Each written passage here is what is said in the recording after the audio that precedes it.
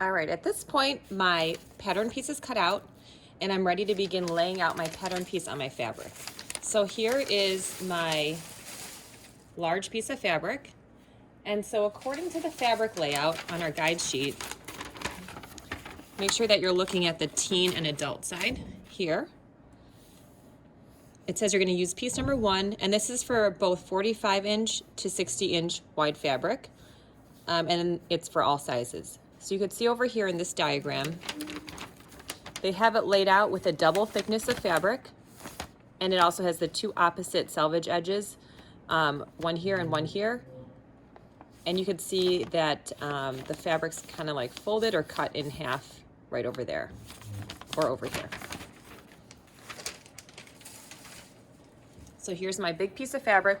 What we're gonna do first is it's probably folded as if it came off the bolt. So just like this. So you're gonna go ahead and open it up like this. So unfold it so you have a single layer of fabric. Like so. Okay, next we do want it to be a double thickness. So after you've opened up your fabric completely, we're gonna bring the opposite end over and bring it to there. Okay, and now I'll just go ahead and smooth it out.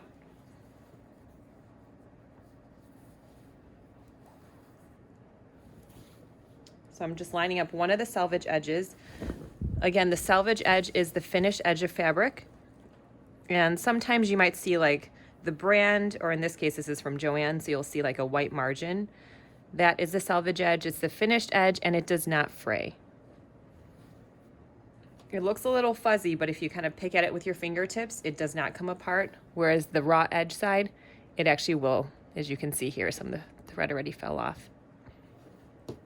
Okay, so smooth your fabric. The flannel tends to kind of like adhere, there's a little bit of friction there, so it kind of gets caught on itself. So you just want to make sure there's no lumps or bumps in your fabric as you're smoothing it out.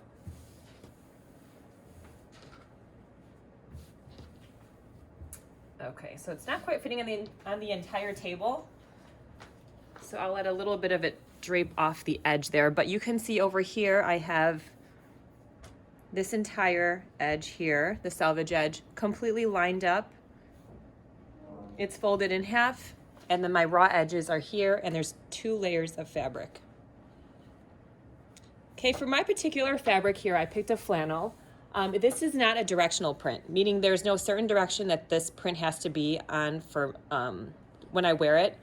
If you do have a print that's directional, that means like, let's say you have a dog on yours, you need to make sure the dog is not upside down on your pant leg. If you do have a directional print, you want to make sure that you end up, there's just one extra step you have to do.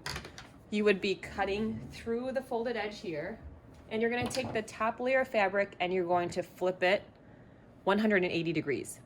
So that way, on both layers, your dog or your words or whatever directional print that you have, it's all facing the same direction on both the top layer and the bottom layer. And that's just to ensure that your pant legs both have like the dog's right side up versus one right side up and the other one upside down. Okay, so my fabric is smooth. There's no bumps in it. Now you're going to take your pattern piece and we're going to lay it out just like this diagram shows. In this diagram, you can see that you have the grain line, which is that long arrowed line, parallel to the selvage. Okay, so that's how you're going to lay it out here. And I like to bring it over to like, kind of like the edge of the fabric rather than putting it right in the middle. This just saves fabric so that you have a larger chunk left over on the opposite side. Like you can see, I still have this much more fabric that I can use for like an alternate project. Okay, so I'm going to roughly lay it out. And you want to make sure that this grain line is parallel to the selvage. So you're going to need measuring tape for this. Okay, so I'm just going to roughly lay it out, and I'm going to measure from one end of the arrowed line to the selvage, put my finger on it, it's about 15 3/4, go to the opposite end and measure from there. I'm a little off, so I'm going to move this down here. And now it should be 15 3/4. Yes.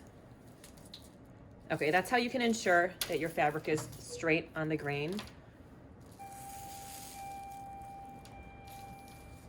Okay, next we're gonna go ahead and pin it.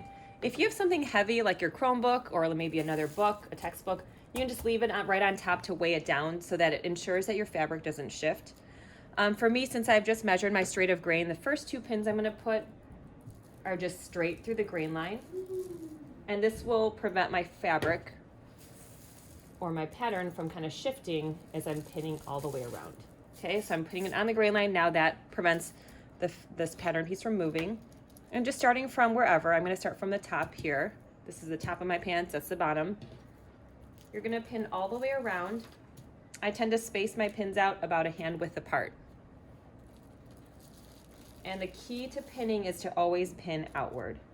So stab the pin in your pattern, bring it out, and the pin point should be pointing towards the cut edge. Do not overextend the pin beyond the cutting line because you do not want to cut through the pin and damage your shears.